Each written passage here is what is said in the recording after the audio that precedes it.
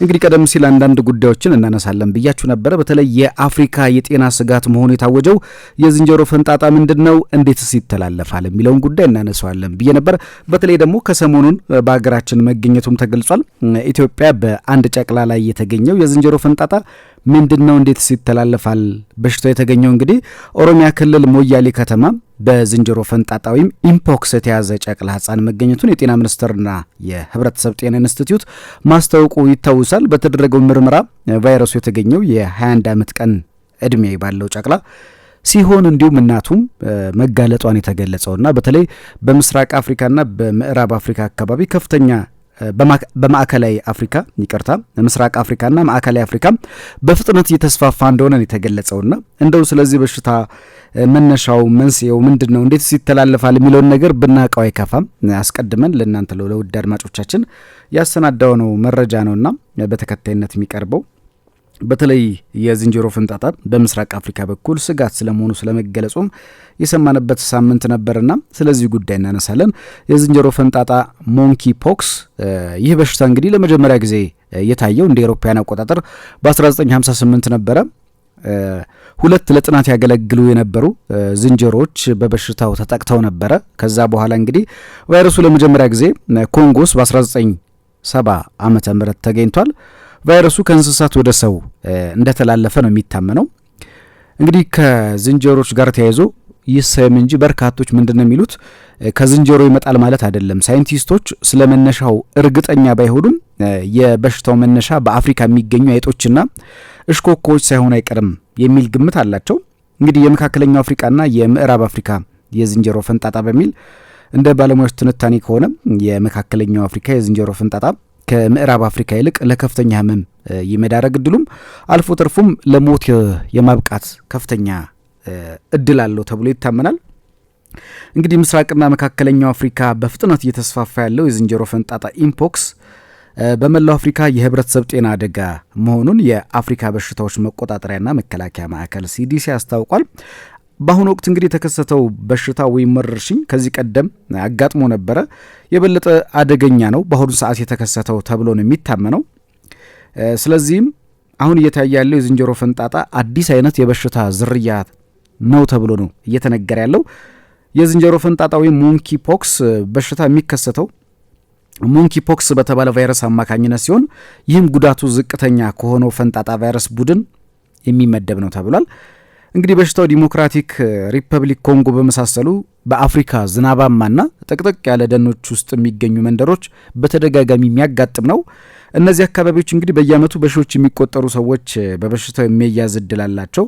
በመቶዎች የሚቆጠሩ ደግሞ በበሽታው ለህልፈት ይዳረጋሉ። ከ15 ዓመት ዕድሜ በታች የሚገኙ ልጆች በሽታው በአስከፊ ሁኔታ ያጠቃቸዋል።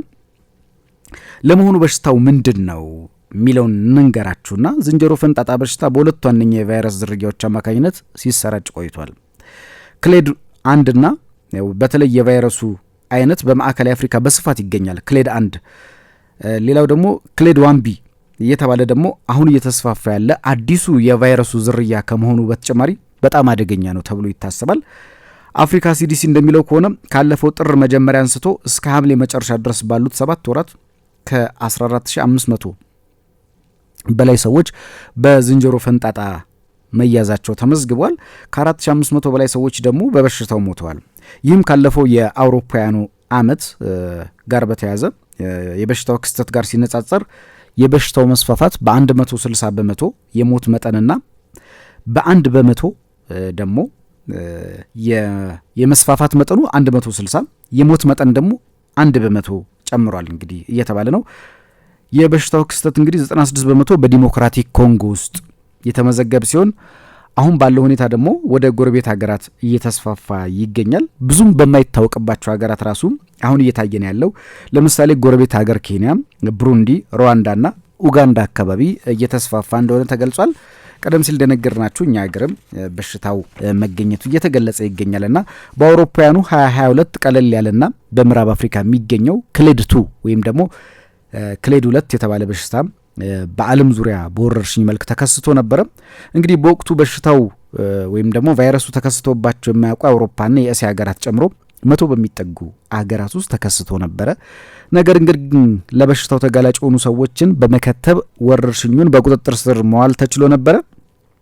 እስካሁን በየትኞቹ ሀገራት ተከሰተ ለሚለው ዲሞክራቲክ ኮንጎ ያለው የዝንጀሮ ፈንጣጣ ክትባትና ሕክምና አቅርቦት ዝቅተኛ በመሆኑ የአገሪቱ የጤና ባለስልጣናት በሽታውን ለመቆጣጠር አልቻሉም፣ አሳስቧቸዋል። ከዚህም አልፎ ወደ ጎረቤት ሀገራት እየተስፋፋ ነው የሚገኘው። ዲሞክራቲክ ሪፐብሊክ ኮንጎ የተመዘገበው የዝንጀሮ ፈንጣጣ ክስተት እየጨመረ መጥቷልም ነው የተባለው።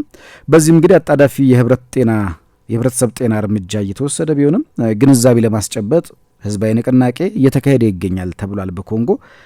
ሌላው የበሽታው ምልክቶች ምን ናቸው ወደሚለው እንንገራችሁ። እንግዲህ በቫይረስ አማካኝነት በሚተላለፈው የዝንጀሮ ፈንጣጣ የተያዘ ሰው መጀመሪያ የሚታዩበት ምልክቶች አሉ። ትኩሳት፣ ራስ ምታት፣ እብጠት፣ የጀርባ ህመም፣ የጡንቻ ህመምን ያካትታል።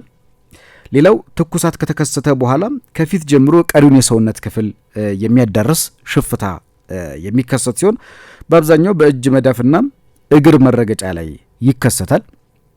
ሰውነት ላይ የሚያጋጥሙ ሽፍታ በጣም የሚያሳክክ ነው፣ የሚቆጠቁጥም ነው። በተለያየ ለውጥ ደረጃዎች ውስጥ አልፎ መጨረሻም እብጠት ከፈጠረ በኋላ ይከስማል። ቁስለቱም ጠባሳን ትቶ ሊያልፍ እንደሚችል ነው የሚናገሩት ባለሙያዎች። በሽታው በአብዛኛው ከ2 እስከ 3 ሳምንት ባለው ጊዜ ውስጥ በራሱ እንደሚጠፋ ነው እየተነገረ ያለውና በበሽታው የተያዘ ሰው ክፉኛ ሊጎዳ ይችላል። ወይም ደግሞ ቁስለቱ አጠቃላይ ሰውነቱን በተለይ አፍ፣ አይን፣ የመራቢያ አካላትን በከባድ ሁኔታ ሊያጠቃ ይችላል። እንግዲህ በሽታው እንዴት ይሰራጫል ለሚለው በቤተ ሙከራ ውስጥ የሚደረግ ምርመራ በዛ ውስጥ ያለፈ ቫይረስ እንደሆነ ሲነገር በሰውነት ንክኪም የሚተላለፍ ነው። በተለይ ከዝንጀሮች ጋር በሚደረግ ወሲባዊ ግንኙነት ነው ይላሉ። የቆዳ ንክኪና በቅርብ ርቀት ሆኖ ማውራትን፣ መተንፈስን የመሳሰሉ በሽታው ከተያዙ ሰዎች ጋር የሚደረግ የቀረበ ግንኙነትም ለዚህ ተጋላጭ እንደሚያደርግ ነው እየተነገረ የሚገኘው። በሽታው እንግዲህ ቫይረስ ወደ ሰውነት በቆሰለ ቆዳ፣ በመተንፈሻ አካላት፣ በአይን፣ በአፍንጫ ወይም በአፍ በኩል ሊገባ እንደሚችል ነው እየተነገረ የሚገኘው። እንግዲህ የጤና ጥበቃ ሚኒስቴር ይፋ ያደረገው በተለይ በኢትዮጵያ የተገኘው ሞንኪ ፖክስን በተመለከተ የተወሰነ መረጃዎችን ወደ እናንተ ያደረስን ነው። እንግዲህ አንዱም የሚዲያ ኃላፊነት መረጃዎችን በተለይ ደግሞ በወቅቱ ሰዎች እንዲጠነቀቁ ወይም ደግሞ ሊፈጠር ከሚችለው አንዳንድ ነገሮች ግንዛቤ መስጠትም ጭምር ነውና እንግዲህ ሞንኪ ፖክስ የሚተላለፍባቸው መንገዶችን የገለጽንላችሁ ነው። ተጨማሪ በቫይረሱ የተበከሉ የመኝታ አልባሳት፣ ልብሶች፣ ፎጣዎች አማካኝነት በሚኖር ንክኪ በሽታው ሊተላለፍ ይችላል። ሌላኛው የበሽታው መተላለፊያ መንገድ ቫይረሱ ካለባቸው ዝንጀሮዎች፣ አይጦች ከመሳሰሉ ጋር የሚኖር ንክኪ እንደሆነም ተገልጿል። እንግዲህ ከ2 ዓመት በፊት ጀምሮ የዝንጀሮ ፈንጣጣ በዓለም ዙሪያ በርካታ ሀገራት የተከሰተ በሽታ ነው። ቫይረሱ በዋናነት በወሲባዊ ንክኪ አማካኝነት እንደሚተላለፍ ሲገለጽ ቆይቷል። እንግዲህ መነሻውን በዋናነት በማዕከላዊ ዲሞክራቲክ ኮንጎ አማካኝነት የሚነሳው ይኸው በሽታ በወሲባዊ ንክኪ የሚፈጠር ነው ተብሏል። በተለይ ደግሞ በዛው አካባቢ ላይ የሚነሱ ቫይረሶችም ናቸው። እንግዲህ ለበሽታው እነማን ተጋላጭ ይሆናሉ የሚለውን ነገር ደግሞ እንንገራችሁ። አብዛኛው የበሽታው ክስተት የተመዘገበው እንግዲህ ወሲባዊ ግንኙነት በሚፈጽሙ ሰዎች ላይ ነው። ወይም ደግሞ በወሲባዊ ግንኙነት ወቅት የመተላለፍ እድሉ ተጨማሪ እድል አለው ይባላል። በተጨማሪም በርካታ የወሲብ አጋር ያላቸው እና አዲስ የወሲብ አጋር የያዙ ሰዎች ለበሽታው ተጋላጭ እንደሚሆኑ ነው የተገለጸው። እንግዲህ የበሽታው ምልክቶች ካለባቸው ሰዎች ጋር የቀረበ ንክኪ ያላቸው የጤና ባለሙያዎችም በበሽታው የተያዙ ሰዎች ቤተሰቦቻቸው በቫይረስ ሊያዙ ይችላሉ። ለዚህም የዝንጀሮ ፈንጣጣ ካለባቸው ሰዎች ጋር የሚኖር የቀረበ ንክኪ ማስወገድና በምንኖርበት አካባቢ በሽታው ከተከሰተ በሳሙናና በውሃ መታጠብ ይመከራል። የዓለም የጤና ድርጅት እንደሚለው በሽታውን የተያዙ ወይም ተይዘው የዳኑ ሰዎች ለ12 ሳምንታት ያህል በተለይ ከወሲባዊ ንክኪ መራቅ አለባቸው ወይም ደግሞ ኮንዶም መጠቀም አለባቸው የሚል ማሳሰቢያ ይሰጣል። ሕክምና አለ ወይ ለሚለው ጉዳይ ደግሞ ሕክምና እንግዲህ ይኖረዋል ወይስ አለው? እንዴት ነው ነገሩ? ዝንጀሮ ፈንጣጣን ለማከም የተዘጋጀ ሕክምና የታመሙ ሰዎችን ለማዳን በጣም ጠቃሚ ቢሆንም ነገር ግን ሕክምናው ምን ያህል ውጤታማ እንደሆነ የሚያሳይ ጥናቶች የሉም ወይም ደግሞ ውስን ናቸው ጥናቶቹ።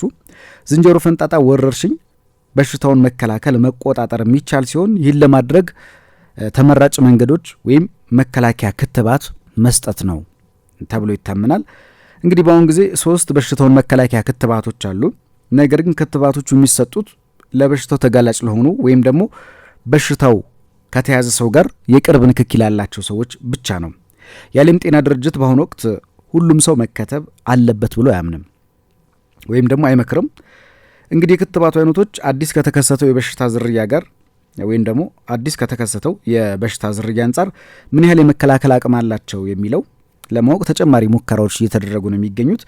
የዓለም የጤና ድርጅት መድኃኒት አምራቾች ያሏቸው የዝንጀሮ ፈንጣጣ ክትባቶች በሚፈለጉበት ጊዜ ጥቅም ላይ እንዲውሉ ፍቃድ ባያገኙ እንኳን ለአስቸኳይ ጊዜ አገልግሎት እንዲቀርቡ መጠየቁ ይታወሳል። እንግዲህ ለኮቪድ ተመድቦ ከነበረው ገንዘብ ላይ 10.4 ሚሊዮን ዶላር ለሲዲሲ በመስጠት የዝንጀሮ ፈንጣጣን ለመቆጣጠር ጥረት ተደርጓል። እንግዲህ አሁን ላይ በአፍሪካ እየተደረገ ያለው ነገር ሌላው እንግዲህ ድንበር ላይ ቁጥጥር ነው። ቀደም ሲል ኮቪድ በሽታ በዓለም ላይ በተስፋፋ ጊዜ የድንበር ላይ ቁጥጥር ነበረ። አንዱ ደግሞ ለዚህ የሚደረገው የድንበር ቁጥጥር ነው። እንግዲህ መረጃውን ለህብረተሰብ ማድረስ፣ ምርመራ ማድረግ፣ ሕክምና መስጠት፣ በቫይረሱ ከተያዙ ሰዎች ጋር ንክኪ ያላቸውን መለየት ለመከላከል ዋነኛ መንገድ ነው። በምስራቅና ማዕከላዊ አፍሪካ ክፍሎች ውስጥ የሚገኙ ሀገራት የድንበር አካባቢዎች የሚገኙ ነዋሪዎችን ከአንድ ሀገር ወደ ሌላ ሀገር ወይም ወደ ሌላ ድንበር ማዛወር አስፈላጊ ይሆናል። ወይም ደግሞ እንደዛ የሚሻገሩ ሰዎችን ለበሽታው መስፋፋት ምክንያት እንደሆኑ ስለሚነገር ቁጥጥር ማድረግ። ኮንጎ እንግዲህ የዝንጀሮ ፈንጣጣ ጥናት አስተባባሪ የሆኑ ባለሙያዎች ሲናገሩ በተለይ በድንበር ላይ የሚደረግ ሽግግር በሽታው ለመቆጣጠር የሚደረገውን ጥረት እያሰናከለ እንደሚገኝ የገለጹትና እንግዲህ ድንበር ላይ ቁጥጥር ማድረግ በጣም ወሳኝ እንደሆነ እየተነገረ ይገኛል። በሽታው እንግዲህ ቫይረሱ በሰውነቱ ለመሰራጨት እስከ 20 ቀናት የሚወስድበት ሲሆን አንዳንዴ ምልክቱ የመራቢያ አካል ላይ ሊታይ እንደሚችል ወይም ደግሞ ቁጥጥር ለማድረግም አስቸጋሪ ያደረገው እሱ እንደሆነ እየተገለጸ ይገኛል። ለዚህም በሽታው ያለበትን ሰው ምልክቱን ብቻ በማየት ለመለየት አስቸጋሪ አድርጎታል ይህንን ነገር ይላሉ ባለሙያዎች።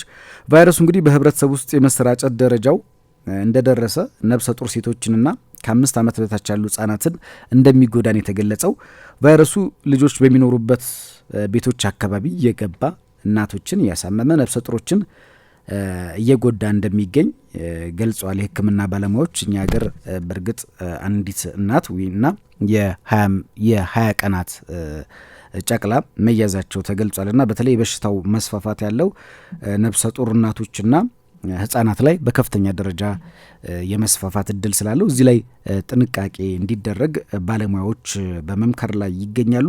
እንግዲህ ከሰሞኑም በሀገራችንም ተገኘ ስለተባለው በተለይ ደግሞ የዝንጀሮ ፈንጣጣ ተብሎ ስለሚጠራው ስለ ሞንኪ ፖክስ የተወሰኑ ነጥቦችን አነሳንላችሁ።